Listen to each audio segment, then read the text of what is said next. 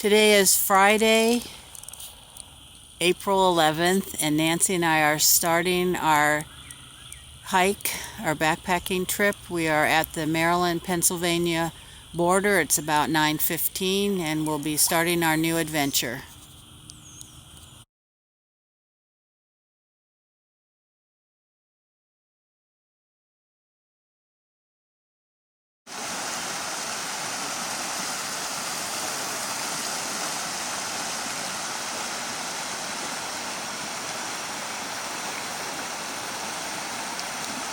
We are on the top of Mount Dunlap, first little mountain we climbed today. As you can see, nothing is even budding out. The only green we've seen is the moss and some rhododendron bushes. But I imagine within a week's time, a lot of trees will be leafing out and it'll be much different. There really isn't any view here. As you can see, it's pretty thick with the trees.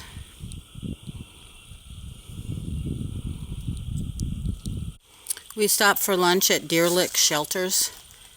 There are 2 shelters, and there is a spring here, a privy.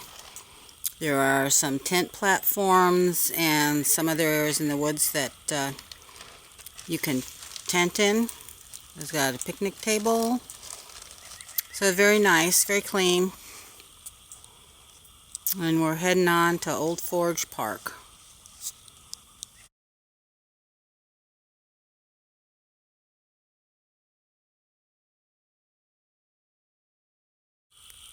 Today is Saturday, April 12th, 2014. We're on our way up to Chimney Rocks, which is right in front of us here. We're going to climb up to the top. This is the view from the top of Chimney Rocks. The reservoir down there is Waynesboro Reservoir. It's about 600 feet below us. And you can see the ridge of the hills in the background. And beyond the ridge, there's a valley.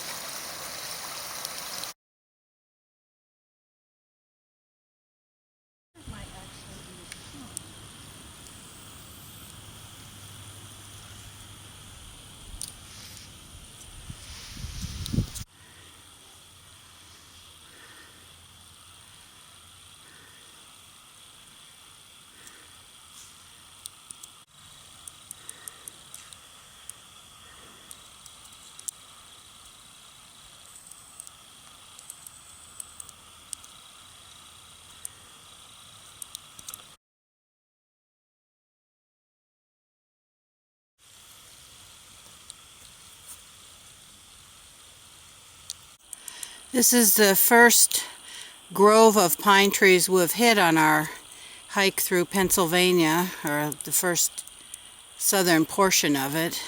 It's very nice listening to the wind blow through the pines. Plus it's offering us a little shade.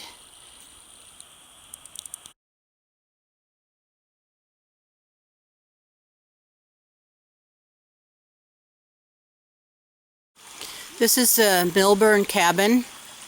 All along the Appalachia Trail there are these cabins that are maintained by the various clubs, and you can rent them and stay in them. Usually they're rented. This one is boarded up to keep people out when it's not rented. And they have a nice little stream here. There's a fire pit. And I noticed over there by the chimney there are the requisite 2 tiki torches, and there's also a marshmallow roasting stick, so whoever stayed here last must have had a good time.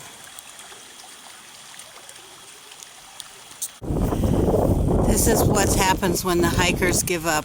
You take your boots and you toss them over the power line.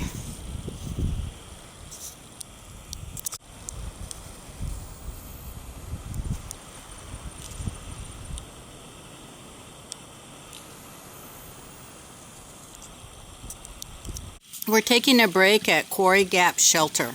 It's a really nice shelter. They have 2 little bunk rooms with this covered pavilion in the middle with a picnic table and skylights. There's a beautiful spring to get water. And they have a little flower garden, and they have hanging plants in baskets. Those are tent platforms, so people that are tenting can get up off the ground and put their tents up on the wood. There's also a bear box over there, so I'm sure they've been having some bear activity here. And they have a nice bench by the flowing stream out of the spring. So really a nice place to stay.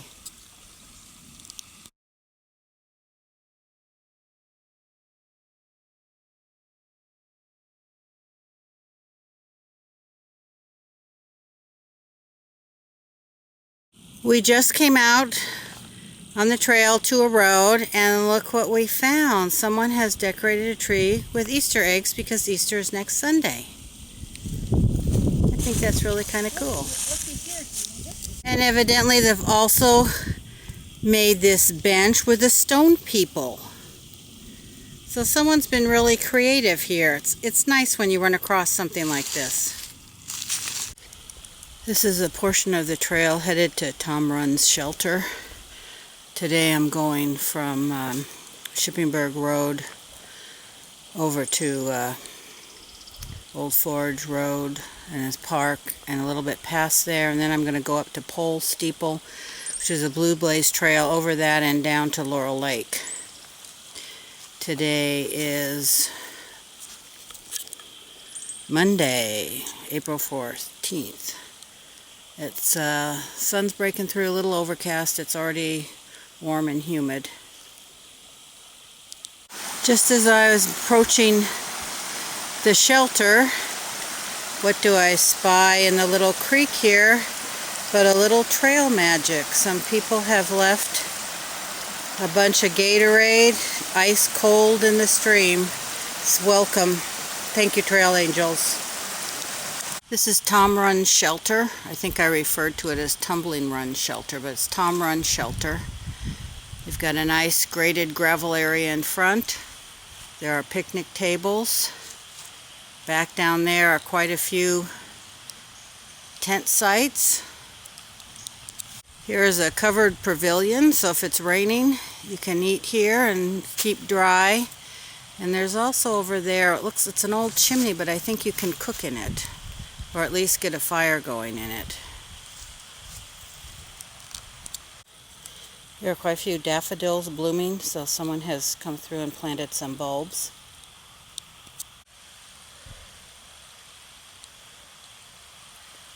The creek is right down there for water. This is the halfway point on the Appalachia Trail. 1,090.5 miles to Springer Mountain, 1,090.5 miles north to Katahdin. This is a gigantic black snake. He's taken a drink out of the water in the road.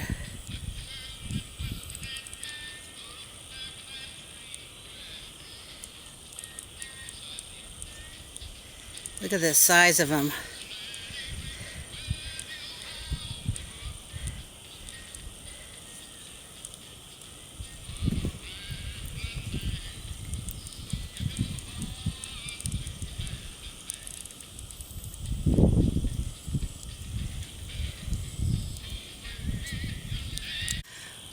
I've come off the Appalachia Trail somewhere in this vicinity.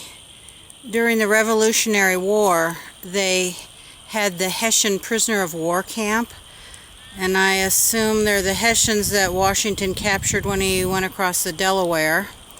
They were kept here, and they were loaned out to the farmers to help with farming during the war. This is the opposite side of Michau Road, and this is what remains of a German and Japanese prisoner of war camp that they used during World War II.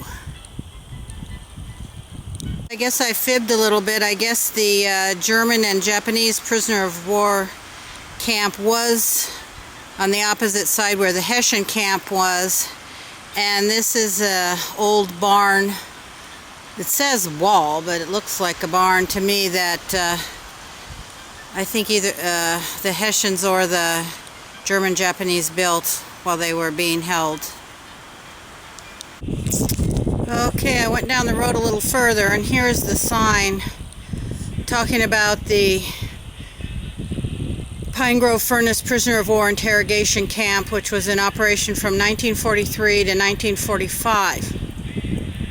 And before that it did have the Hessians. And it's located, the real camp is down that road. I had turned down one road too soon. If I had more time I'd walk on down the road, but I'm behind schedule, so I'm going to press on and get back on the AT.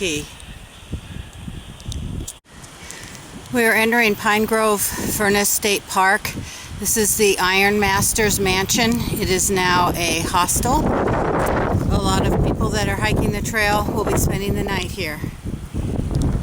I'm halfway off the trail, and I've come to Pole Steeple. And down below through the trees, which I can barely see, there's two lakes, Fuller Lake and Laurel Lake. I'm going to hike down to Laurel Lake, and then I'll get picked up and spend the night at the bunkhouse in Fayetteville, and then get dropped off here in the morning and continue on. It's very windy up here, supposed to rain tomorrow. It's a very nice view. Old steeple. Today is the 15th. I'm in Boiling Springs. This is what's called the Children's Lake. There's a swan over there. There's some geese here.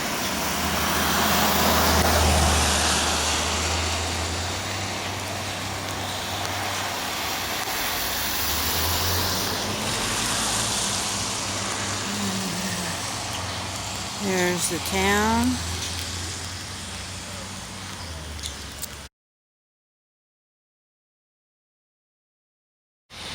Here's the Appalachia Trail Conservancy, Mid-Atlantic Regional Office.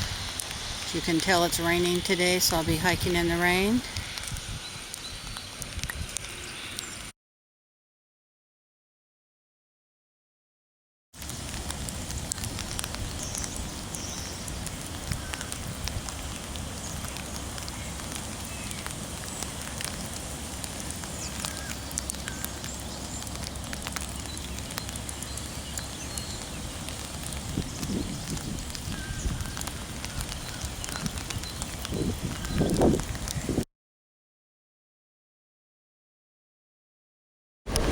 This is what's left of the Carlisle Iron Works in Boiling Springs.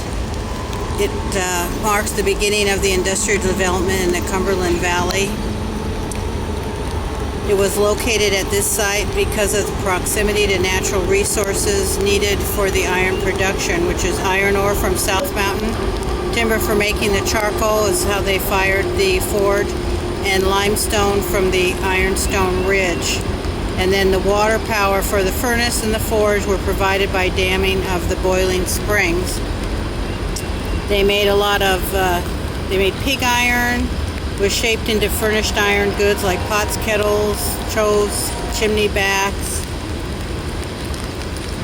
It was operated here starting in the 1760s and ended in 1895 when the new process for making iron superseded the charcoal method. Here are some of the fields we'll be walking across today in the Cumberland Valley. There's a lot of agriculture here.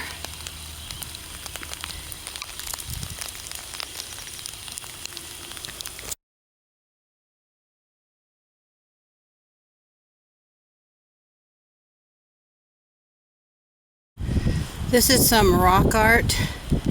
It's a rock, and every year people start a new kind of artistic thing, and they put a rock, and then the next person will add to it, and then the next, and the next, and by the end of the year there'll be quite a display here of the rocks. I've added my piece. It's still raining and it's still very windy. This is the Alex Kennedy shelter.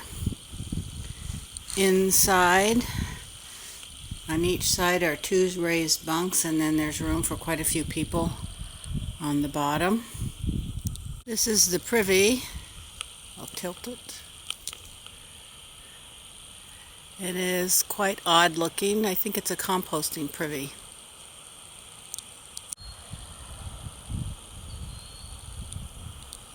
Up to the privy, and it is a composting privy. It's the first one I've seen so far in Pennsylvania.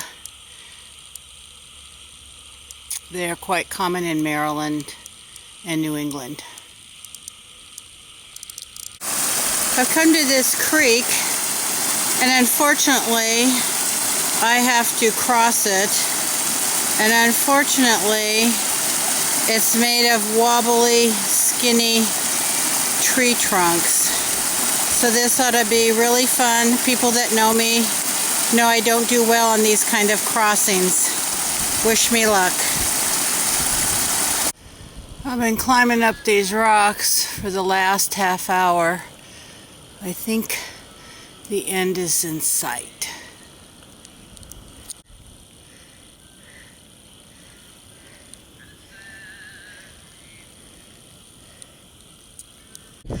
Well, I was wrong. This rock maze just keeps going and going.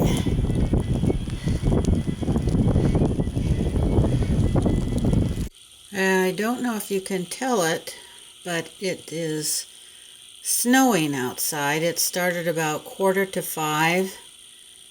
By tomorrow morning it's supposed to be in the 20s. Same thing for Thursday. There, I think you can see some of the snow. So it's gotten really cold today. The rain has turned to snow, and some places sleet. Today I'm starting out. I have to walk across some fields, then enter the woods and get up on the ridge. It's a little breezy and cold. It snowed last night, and it was below freezing this morning, but the sun is out. It's a beautiful day for hiking. These are what they call the rocks of Pennsylvania. Supposedly these rocks go on for the next 90 miles, which slows the fast through hikers down quite a bit. I'm on the top of Cove Mountain, standing in a pipeline clearing, and in front of me is the Susquehanna River and some of the farmland that is around here.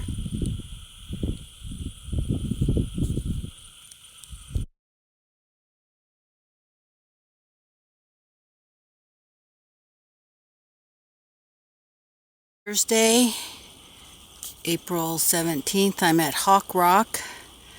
Beautiful view of the valley. And over here is the Susquehanna River and the town of Duncannon, which is where I'll be spending the night.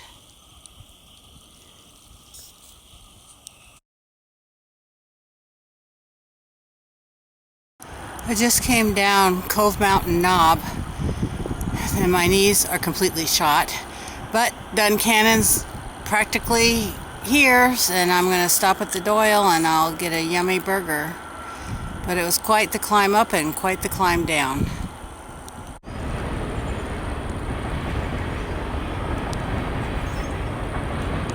I'm in Duncannon. It's the train station, the infamous Doyle Hotel. It's where most of the thru hikers stay. This is my room in the Doyle Hotel. I am in room 18, and I'm in the third floor. And there's my bed. There's a dresser and a window and a chair, and the heat is a gas heater, and that's my light up there. A lot of hikers stay here, and down the hall and across is the one bathroom shower for the floor. So I'm hoping that I'm the only one on this floor tonight. So this is inside a room at the Doyle Hotel in Duncannon, Pennsylvania.